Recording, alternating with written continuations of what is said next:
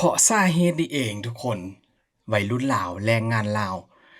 ในสมัยนี้ยุคนี้ข้ามไปทำงานอยู่ที่ประเทศไทยเกือบจะหมดกันแล้วทุกคนเกือบจะหมดประเทศกันแล้วเพราะว่าหยังเพราะว่าค่าแรงอยู่ที่เมืองไทยสูงซะเหลือเกินทุกคนบ่พิมพ์ได้ไปเห็นเงินเดือนของแรงงานลาวนะทุกคนซ่องคนซ่องทานมื้อนี้โอ้โฮเห็นแล้วก็น่าตกใจทุกคนซึ่งว่าแต่ละวันหรือว่าค่าแรงรายวันนั่นแหละทุกคนเข้าได้เท่าไรมื้อนี้บ่พิมพ์จะเอาคลิปมาให้คนได้เบิ่งทุกคนและงานที่เขาทำนั้นจะสบายหรือว่าเป็นยังไงกันบ้างนะทุกคนก่อนจะไปรับชมคลิปทุกคนขอกำลังใจคือเก่าช่วยกดติดตามกดไลค์กดแชร์ Subscribe นะทุกคนช่วยสนับสนุนโดยการเบิ่งโฆษณาในช่องของคุณพิมพ์ด้วยทุกคนมามื้อนี้ก็ขอจัดกันต่อทุกคนอัปเดตล่าสุดกันกับการก็เงินเดือนนะแล้วก็เงินรายวันของแรงงานลาวที่ข้ามไปทำงานอยู่ที่เมืองไทยเขาจะได้เท่าไรทุกคนไปเฮามาเริ่มจากการเดินทางคือเก่าทุกคนเพราะว่าหลายคนก็คงจะได้เห็นคลิปที่บ่พิมพ์เอามาให้เบิ่งแล้วนะทุกคนกับการข้ามไปที่ประเทศไทยเพราะว่าอันนี้ก็เข้ามารับนะทุกคนเป็นกลุ่มของMOU นะจากเมืองไทยเข้ามารับเอาแรงงานลาวโดยเฉพาะก็เป็นวัยรุ่นเทิงที่กันเลยทุกคนก็คือข้ามมารับเอาอยู่ที่นครหลวงเวียงจันทน์นะทุกคนของประเทศลาวนั่นเองแล้วก็เริ่มการเดินทางทุกคนข้ามด่านหนองคายเวียงจันทน์ถือว่านี่เลยทุกคนว่าพิมพ์จึงบอกว่าเป็นหยังโอ้โฮคันเป็นแบบนี้วัยรุ่นอยู่ที่ลาวหมดประเทศแน่ๆทุกคนนะคนลาวนิยมทำ MOU ถูกต้องตามกฎหมายนะทุกคนนี่คือวัยรุ่นทั้งนั้นเลยทุกคนมีแต่หนุ่มๆสาวๆนะที่เขาตัดสินใจไปทำงานอยู่ที่ประเทศไทยเพราะว่าค่าแรงสูงมากทุกคนในช่วงนี้นะเพราะว่ายังมีหลายที่หลายบริษัทหลายโรงงานแล้วก็หลายร้านที่ว่าใหญ่ๆเขาต้องการแรงงานต่างดาวเยอะเลยโดยเฉพาะตอนนี้เป้าหมายหลักๆที่ว่าเมืองไทยต้องการก็คือแรงงานลาวนั่นเองทุกคนนะอันนี้ก็อยู่ที่ด้านหนองคายทุกคนด้านหนองคายก็อาจจะเป็นจุดแรกจุดเดียวที่ว่ามีแรงงานข้ามไปเยอะนะทุกคนข้ามไปหลายกันเลยนี่จะเห็นกลุ่มที่ว่าเป็นบริษัทของMOU แล้วก็นายหน้านะทุกคนที่ว่าเข้ามารับเอาพร้อมกับสิ่งอำนวยความสะดวกหลายๆอย่างทุกคนบ่ว่าจะเป็นรถรับส่งเป็นรถเมล์รถบัสนะทุกคน VIP กันเลยแล้วก็เป็นรถตู้ที่ว่าสบายนะทุกคนมารับแล้วก็ส่งข้ามแดนกันเลยข้ามด่านกันเลยนอกจากนั้นที่บ่พิมพ์เห็นแล้วก็รู้สึกแบบโอ้โฮการต้อนรับจากฝั่งไทยหรือว่ากลุ่ม MOU ที่ว่าเขาเจ้ามารับนะทุกคนพาไปเลี้ยงข้าวเลี้ยงน้ำก่อนโอ้โฮเป็นแต่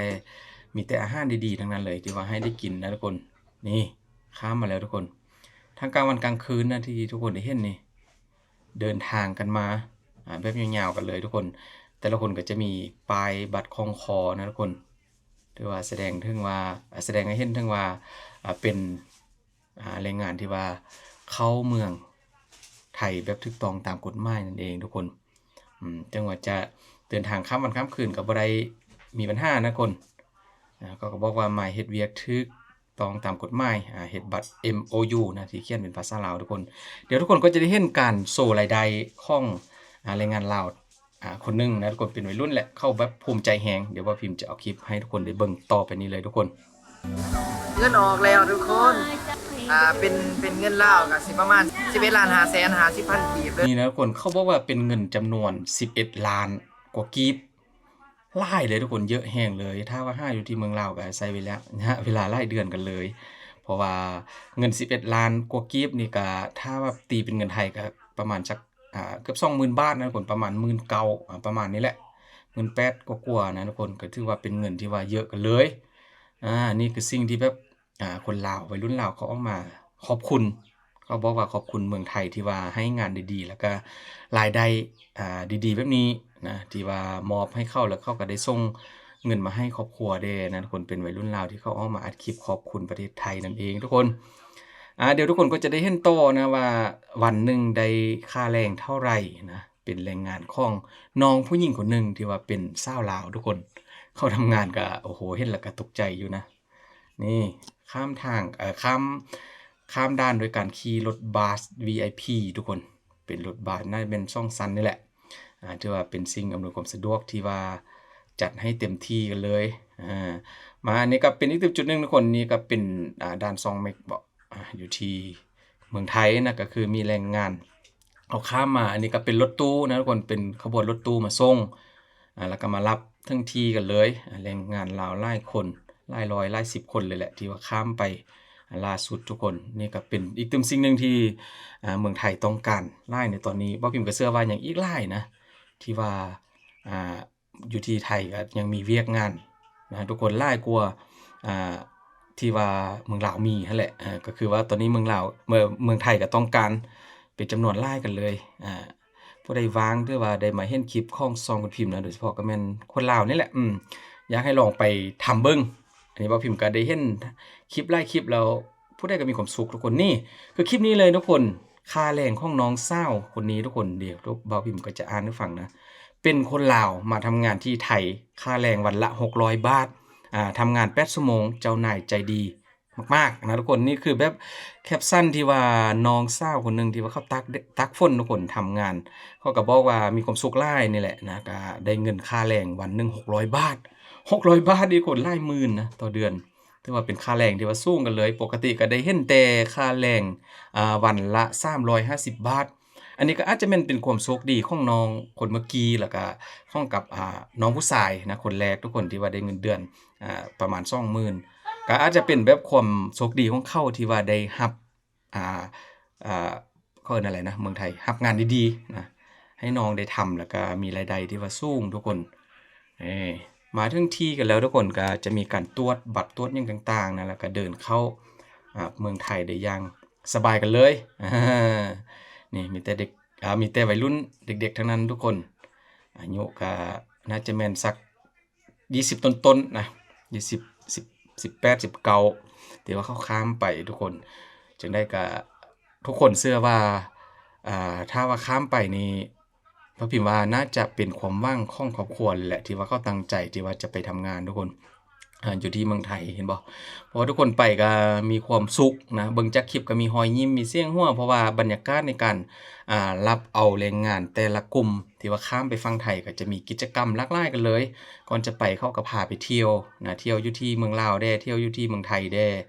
ให้รู้สึกผ่อนคลายเป็นกันเองนี่คือสิ่งที่แบบแรงงานลาวต้องการเลยแหละทุกคนเชื่อโลดว่าหลายคนไปนี่อาจจะเกิดความเครียดความกังวลนะทุกคนแต่ว่าเขาเอิ้นนายหน้านะทุกคนที่ว่าพาไปที่ว่าถูกต้องตามกฎหมายเขาก็พาไปรีแลกซ์ไปผ่อนคลายไปท่องเที่ยวไปกินอาหารแซ่บๆดีๆพาเข้าสถานที่บันเทิงแด่เพื่อผ่อนคลายอารมณ์นะทุกคนแล้วก็ต่อจากนั้นไปก็คงจะเป็นการไปหางานแต่ละจุดแต่ละที่ตามโรงงานที่ว่าหลายคนต้องการอยากจะเฮ็ดอยากจะทำทุกคนเยอะมากเยอะสุดๆเห็นแล้วก็โอ้โหน่าตกใจหลายแต่ว่าบ่พิมพ์ก็ว่ามันเป็นการดีนะคนเป็นสิ่งที่ว่าดีหลายที่ว่าคนลาวตอนนี้ก็เลือกเมืองไทยที่ว่าเป็นบ้านพี่เมืองน้องนะที่ว่าข้ามไปทำงานอยู่ที่เมืองไทยเพราะว่าจะเฮ็ดให้อุ่นใจหลายอย่างทั้งอาหารการกินแล้วก็เรื่องของการใช้ชีวิตก็ถือว่าเป็นประเทศติดกันที่ว่าบ่ไกลกันนะสามารถข้ามไปข้ามมาได้ถ้าว่าอยู่ครบตามจำนวนตามปีที่ว่าบริษัทหรือว่าเมืองไทยได้ออกกฎหมายไว้ให้นั่นแหละที่ว่าครบปี2 ปีแล้วก็สามารถกลับมาบ้านได้หรือว่าจำเป็นก็อาจจะได้กลับมาก่อนก็หรือว่าเดินทางง่ายนะเพราะเป็นประเทศที่ว่าติดกันข้ามเพียงแค่แม่น้ำโขงเท่านั้นนะทุกคนขอบคุณหลายๆทุกคนที่ว่าเมืองไทยได้ต้อนรับ